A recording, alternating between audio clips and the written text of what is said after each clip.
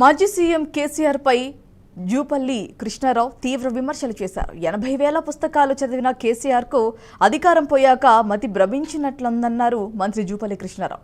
నాగర్కర్నూలు జిల్లాలో ఏర్పాటు చేసిన పార్లమెంటరీ సన్నాహక సమావేశంలో ఆయన మాట్లాడుతూ కృష్ణా నదీ జలాలపై హక్కు సాధించకపోగా రాయలసీమ తరలించుకొని పోతుంటే ఏం చేయలేకపోయారన్నారు. మీరు చేసిన నిర్వాకం వల్ల మేడిగడ్డ బ్యారేజీ కుంగిపోయి నీరు విలువ లేకుండా పోయిందన్నారు. అయితే బీఆర్ఎస్ ప్రభుత్వ హయాంలో కృష్ణా నదిలో పుష్కలంగా నీళ్లు ఉన్నా రైతుల పంటలకు నీళ్లు వదలట్లేదన్నారు. గత 10 ఏళ్లలో కరువుతో నష్టపోయిన రైతులకు బీఆర్ఎస్ ₹1 కూడా ఇవ్వలేదని, ఇచ్చి ఉంటే ఎలాంటి శిక్షనైనా అనుభవించడానికి సిద్ధంగా ఉన్నారన్నారు. 10 ఏళ్లలో ఇవ్వని మీరు 2023లో ఇవ్వడానికి కారణం జనాల ఓట్ల కోసమేనన్నారు మంత్రి జూపల్లి.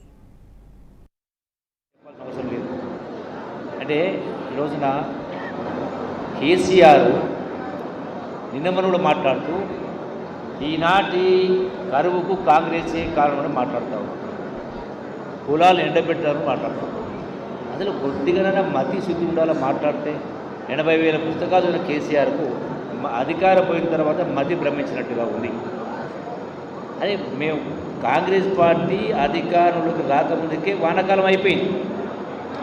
అంటే మీ పుణ్యమే కదా కృష్ణా నదీ జలాల్ని కాపాడుకోలేకపోవడం, రాయలసీమకు తరలించకపోవడం, కృష్ణా నదీ జలాలపైన హక్కు సాధించకపోవడం, గోదావరి జలాలను సముద్రంలో కలపడం, మీరు చేసిన నిర్వాహకం వల్ల మేడిగడ్డ కారణంగా నీళ్లు నిలుపుకోలేని పరిస్థితి, నీళ్లు పంపింగ్ చేయలేని పరిస్థితి. ఈ మహాత్మా గాంధీ కలవకూర్తి ఎత్తిపోతు పథకానికి సంబంధించి కూడా 2021-22 సంవత్సరంలో కృష్ణా నదిలో పుష్కలంగా నీళ్లున్నా కూడా, శ్రీశైలంగా నాగార్జునలో పుష్కలంగా నీళ్లున్నా కూడా 2 పంటలు నీళ్ళు ఇవ్వలే. 2 పంట ఖరీఫ్ రబీ 2 పంటలు నీళ్ళు ఇవ్వలే.